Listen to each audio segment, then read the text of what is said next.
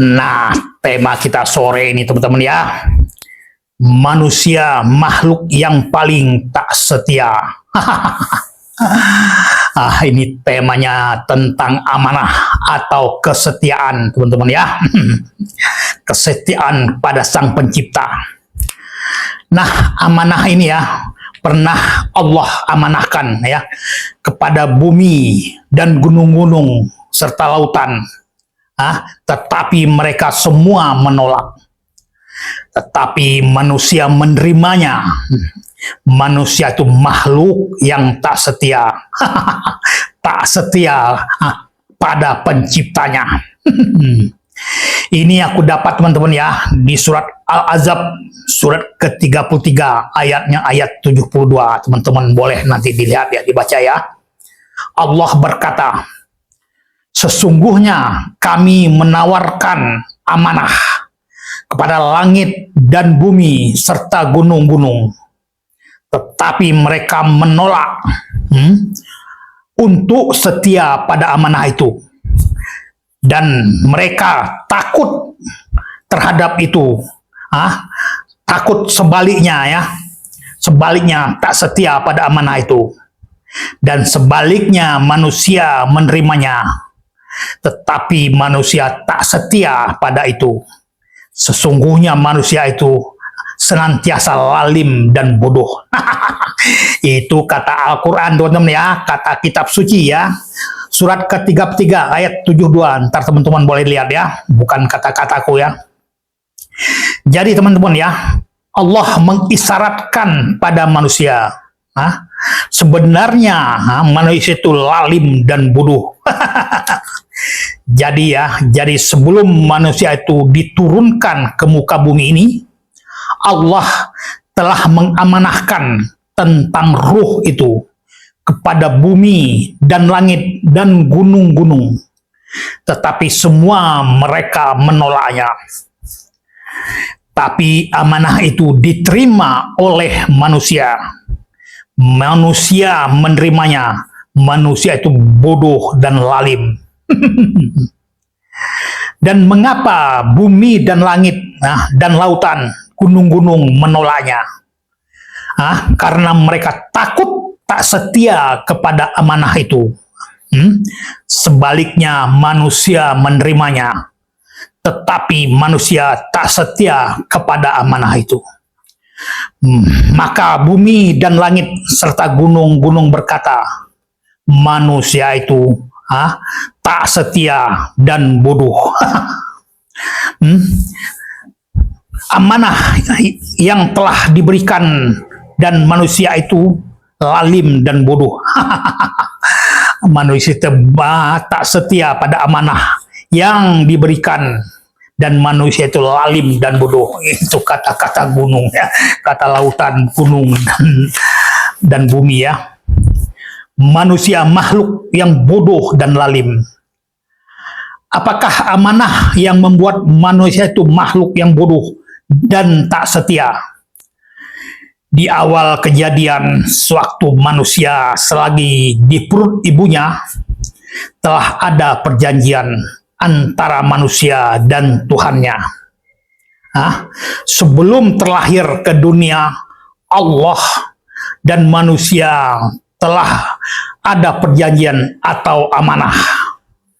Jadi Allah berkata teman-teman ya, alastu birabikum, kepada manusia, kepada manusia yang akan lahir ke dunia.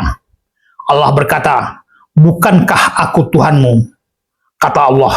Manusia menjawab, kalu balas sahidna, ya engkau Tuhanku, aku telah menyaksikan. Nah itu ya, kita berkata kita telah menyaksikan. Nah kesaksian inilah yang manusia lupa untuk setia pada janji dan amanah tersebut. Tetapi meskipun lupa, dianjurkan untuk diingat kembali atau diulang kembali. Kita ulang dalam bersahadat dengan ucapan asyhadu alla ilaha illallah Muhammadur Rasulullah. Tiada Tuhan selain Allah dan Nabi Muhammad utusan Allah. Dan pada umat yang akan masuk Islam atau yang baru mualaf mengucapkan itu ya, mengucapkan kalimat dua kali syahadat itu, dua kalimat syahadat itu. Secara syariah, orang yang baru mualaf sah Islamnya. Untuk yang baru mualaf sah dia. Tetapi bagaimana untuk makhluk yang sudah berislam lama atau dari kecil atau Islam keturunan? Nah, inilah masalahnya teman-teman ya. Ucapan kalimat syahadat itu tak dilanjutkan dengan penyaksian yang sesungguhnya.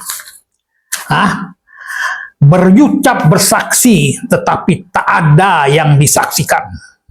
Aku bersaksi tiada Tuhan selain Allah, tetapi tidak ada menyaksikan. Ini namanya saksi palsu. Bersaksi tetapi tidak menyaksikan.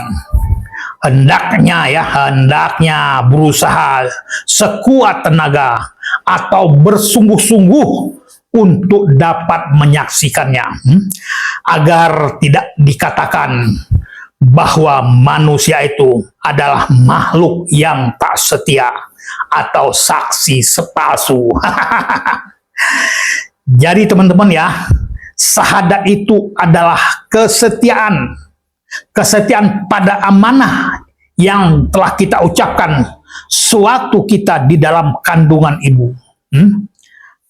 Alastu birabikum, kita berkata, alastu birakum, ya kau Tuhanku, aku menyaksikannya. Itulah amanah ya, yang dimanahkan kepada manusia.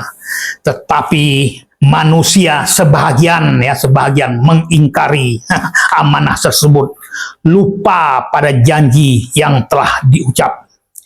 Kalau sampai mati lupa, nah ini yang susahnya teman-teman ya. Nah, kesimpulannya teman-teman ya, semasih hidup ucapkanlah kembali amanah itu atau syahadat itu dengan betul-betul telah menyaksikan. Makanya ada hadis yang mengatakan ya, apabila seseorang ingin atau akan atau menjelang sikratul maut mengucapkan la ilaha illallah menjelang mautnya, dia langsung ke surga. Tetapi sebenarnya bukan menjelang maut, teman-teman ya, adalah sebelumnya mengucapkan itu dengan penyaksian yang sesungguhnya. Itulah yang namanya langsung ke surga. Begitu saja teman-teman ya, semoga bisa dipahami ya. Ucapkanlah syahadat itu dengan penyaksian yang sesungguhnya. Begitu teman-teman ya, semoga bisa dipahami dan silahkan di komen atau dipertanyakan. Begitu saja, terima kasih.